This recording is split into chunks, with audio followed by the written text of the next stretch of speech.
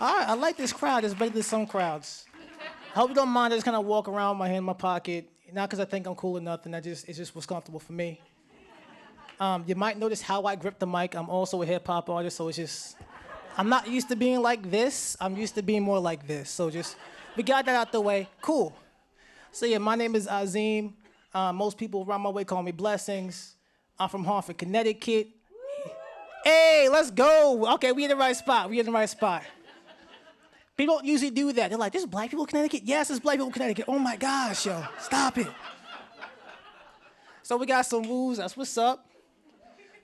So I have a very particular function with all the stuff I got going on back home and abroad.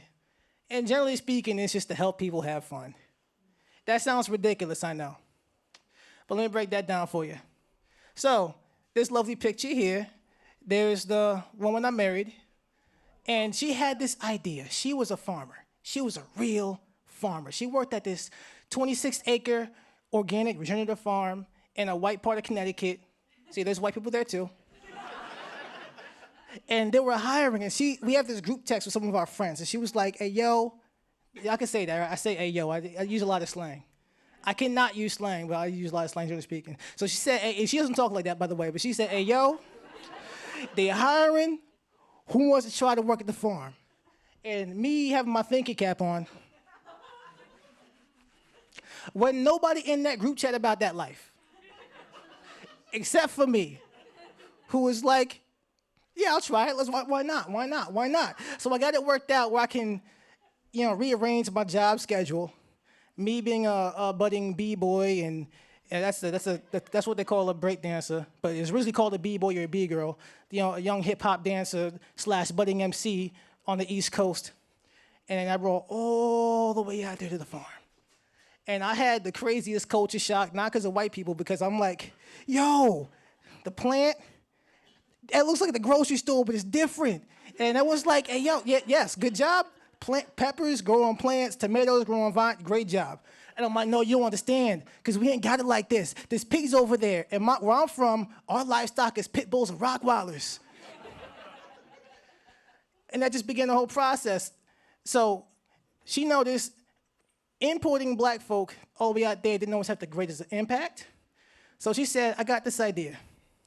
It is called Samad Gardens Initiative, and she sucked at naming things back then. That's why I knew it was a good idea.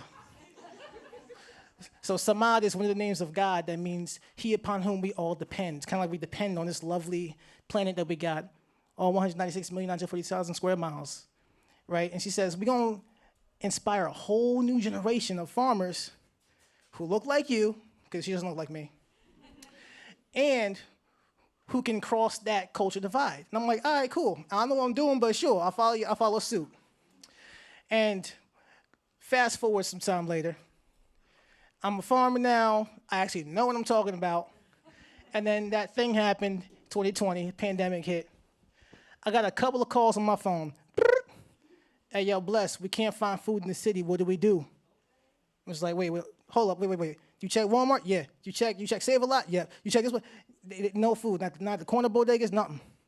Again, hey, yo, Bless, we can't find food in the city. What do we do? And I had this whole epiphany. Dang, I can't feed my hood by myself.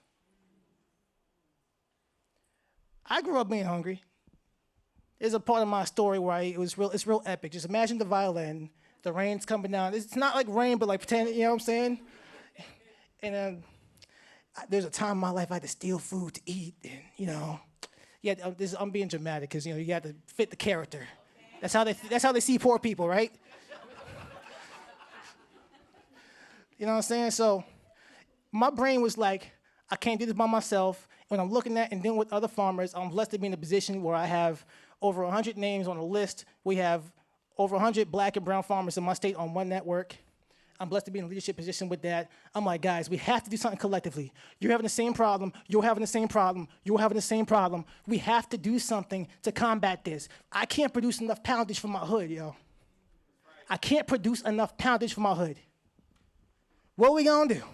Because they're looking at us, And half of us don't understand food. We think organic actually means good, not knowing it's just the organic food mafia. You have to buy your way to use that label, but they still have organic glyphosates and pesticides and all kinds of fun stuff. Fun stuff. And they just keep fast forwarding. We have an organization called the Liberated Land Cooperative. We performed the first ever statewide CSA. We have a black land trust called the Sovereign Land Trust in Connecticut. And we have what's called the Venture Farming Institute. It is a farmer school that services Connecticut and Rhode Island. I get to work with farmers in Georgia. I get to work with farmers all the way down in parts of the South, and they're like, you do accents, we ain't gonna learn an accent that sounds like us. I'm like, I think I got it now. So I get to work with farmers all over to try to help inspire people how to produce more food. How do we really change this food system? The food system works as intended. It's not broken. It works as intended. You know what I'm saying? So what are we gonna do when someone sneezes too hard and the whole thing collapses? That's been my primary concern. And so my role these days is I'm not as much on the farm doing my thing. It's what it looks like. It's what people think farming is. You kind of go like this.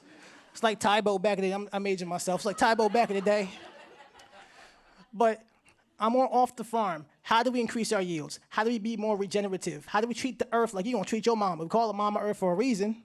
Mama, can you tell you something about that? I see you in Detroit, ma'am. You know what I'm saying?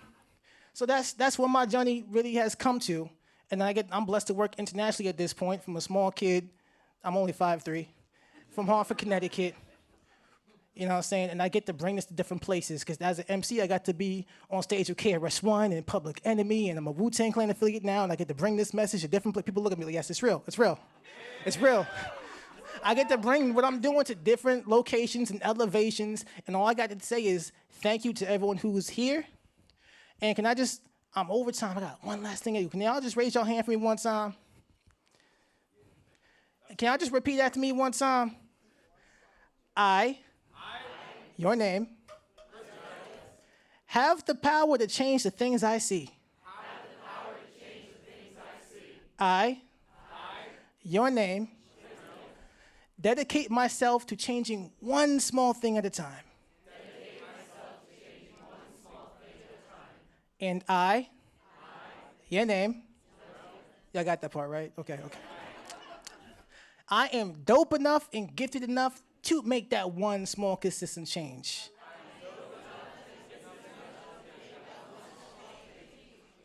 And pat yourself right here. Now you have what it takes to have RZA bring you into the Wu-Tang Clan. That's my time. Thank y'all very much. Peace.